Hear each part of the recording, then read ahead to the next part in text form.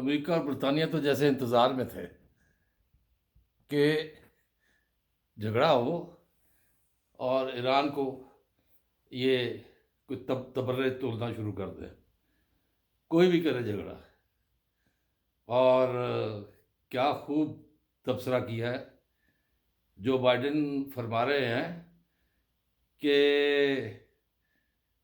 खित्ते में, देख ले खित्ते में ईरान को कितना पसंद किया जाता है।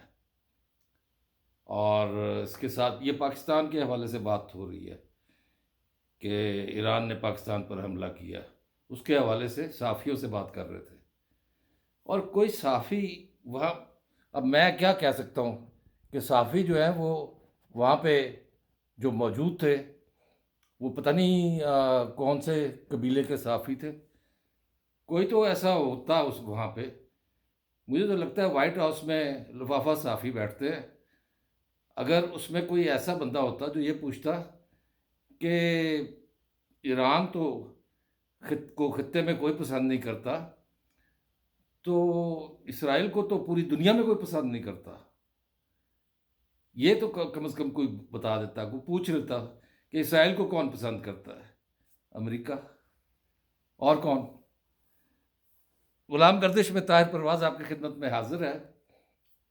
पाकिस्तान ने जवाब दे दिया और मर्ग भर सरमचार। ये सरमचार क्या है, इसके बारे में दोस्तों से बात हुई। सरमचार क्या किसी शख्स का नाम है, किसी कबीले का नाम है? सरमचार एक बलोची लफ्ज़ है।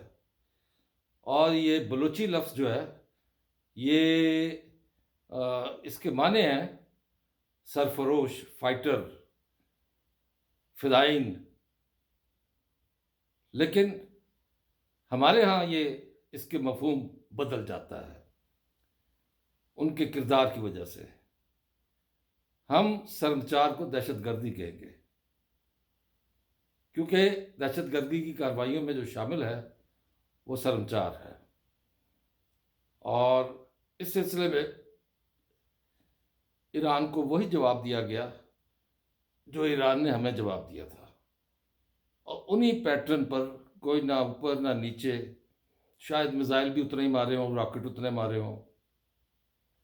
एक दोस्त पूछ रहा था, ये ईरान ने पाकिस्तान पर मिसाइल मारे हैं, ये ईरान का मिसाइल इसराइल की तरफ नहीं जाता?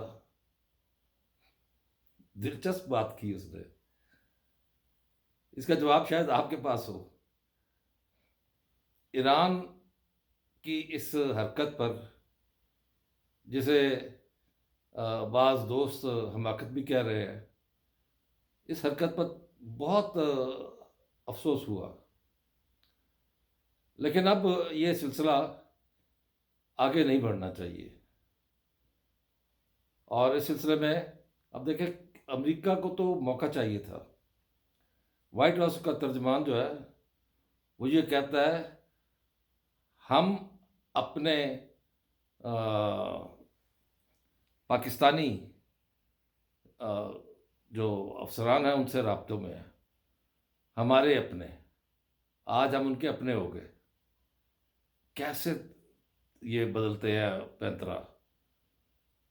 पाकिस्तान को अब किसी की जंग में नहीं जाना चाहिए। हम एक चीज़ देख चुके हैं, बार बार एक ही सुराख से नहीं डसा जा सकता।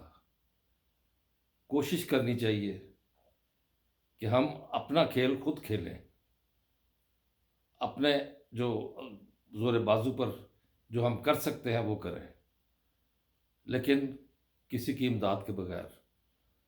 वरना उस इमदाद के पीछे मकासद उनके होंगे और हम उनके प्यादा होंगे। हमें इस चीज़ से बचना चाहिए। अफ़गानिस्तान में ज़िया-उल हक के ज़माने से जो चीज़ चली आ रही थी उसको अब ख़त्म होना चाहिए। हमने मर्ग बर शोरवी का नारा लगाया था क्योंकि वहाँ रूस आ गया था, और फिर वहाँ से अफ़गानियों ने नारा लगाया मर्ग बर अमरीका। और आज हम मर्ग बर संचार कर रहे हैं। कोशिश करें अमेरिका को इस वाक़ये के साथ नथी ना होना पड़े, उसको इतनी इजाज़त ही ना दी जाए। हम और अपने नौजवानों को कत्लगाहों में नहीं भेज सकते। ईरान से हमारी दुश्मनी कोई नहीं है, हमारी दोस्ती बराबर की सतह पर है, लेकिन ईरान की दोस्ती हमसे ज़्यादा हिंदुस्तान के साथ है। इस चीज़ का इदराक हमें करना चाहिए। और हिंदुस्तान जो पाकिस्तान के क़याम का शुरू दिन से मुखालिफ है, जिसने दिल से आज तक तस्लीम नहीं किया पाकिस्तान को, वो असल हमारा दुश्मन है। बामूस एक मिज़ाइल उनका गिरा था और शायद मियाँ चन्नू के करीब। उस वक्त उन्होंने फ़ौरन कह दिया कि ये गलती से गिरा है। काश उस वक्त का जो आर्मी चीफ है वो ये कहता कि हम भी एक ऐसा मिज़ाइल मारते हैं उधर और हम कहते हैं ये गलती से गिर गया।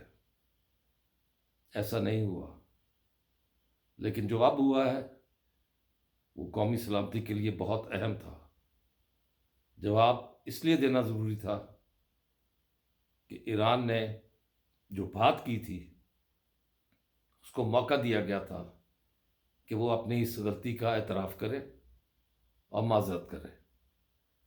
लेकिन ईरान के वज़ीर दिफ़ा ने कहा था ये हमने किया है, ठीक किया है, और ऐसे हमले हम मज़ीद भी करेंगे। तो वो मज़ीद को ज़रा ट्रांसलेट करने के लिए, उसका उनको पता बताने के लिए ये जवाब ज़रूरी था। आज दुनिया सारी इस चीज़ की मुखालिफ है कि ईरान ने ज़्यादती की है, और कोशिश कर रहे हैं चीन भी, तुर्की भी, कि हम सालसी करते हैं, आपके दरमियान जो गलतफहमियाँ पैदा हुई हैं उन्हें हम ख़त्म करते हैं। पाकिस्तान तो खैर मकदम करेगा, क्या ईरान ऐसा करेगा? ये ईरान के लोग बता सकते हैं। और अब एक और डेवलपमेंट हुई है, और वो डेवलपमेंट ये हुई है कि पाकिस्तान की सिविल एविएशन ने तमाम यूरोप से आने वाली परवाज़ें और सऊदी अरब और यूएई से आने वाली परवाज़ों को ये कहा है कि आप ईरान के ऊपर से परवाज़ करके ना आए, बल्कि अगर आपने आना है तो ओमान के रास्ते से आ जाए, मस्कत के रास्ते से। और पाकिस्तान के पास अपने बाज़ परवाज़ों का वहाँ के ऊपर से गुज़रने का कोई इजाज़तनामा नहीं है, और तब तक पाकिस्तान की एयरलाइन जो है वो ईरान के ऊपर से गुज़रेगी। ऐसा क्यों कहा गया? क्योंकि इससे पहले, आज ही इससे पहले ईरान फ़ज़ाई हदूद की पाबंदियाँ लगा चुका है। तो क्या होने जा रहा है? जब फ़ज़ाई हदूद के ऊपर पाबंदियाँ लग जाएं तो फिर समझ जाए कि सूरत हाल मज़ीद गंभीर होने जा रही है। इसमें उलझाव ज़्यादा हो रहा है और ये शिद्दत इसमें आ रही है जो कि नहीं आनी चाहिए।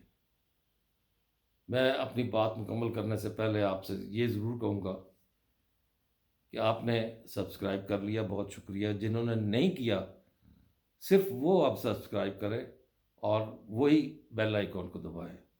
जो कर चुके हैं वो ये दोनों काम ना करें। हाँ, अलबत्ता उनके करने का काम ये है एक कि जो मैंने कहा है उस पर अपनी राय ज़रूर दें। आपका नुक्ता नज़र क्या है वो भी सामने आना चाहिए, ताकि मैं अगले प्रोग्राम में वो आपके नाम के साथ शामिल कर सकूं।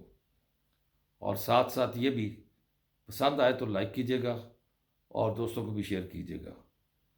तो ये सूरत हाल अब कहाँ तक जाकर रुकेगी इसका कोई अंदाज़ा नहीं है, लेकिन ईरान की तरफ से ये पाकिस्तान ने जो जवाब दिया है उसमें सिर्फ ये किया गया है कि हमारे जो वहाँ पे सफारतखाने के एहलकार हैं उन्हें वजारत ख़ारजा में बुलाकर इस इक़दाम की मज़म्मत की गई है और वज़ाहत तलब की गई है। ये वज़ाहत तलब करने से पहले वज़ाहत ईरान को देनी चाहिए कि ईरान ने ऐसा क्यों किया और धमकी क्यों दी कि हम फिर भी ऐसा करेंगे। क्या ख्याल है आपका? इजाज़त दीजिए, अल्लाह हाफ़िज़।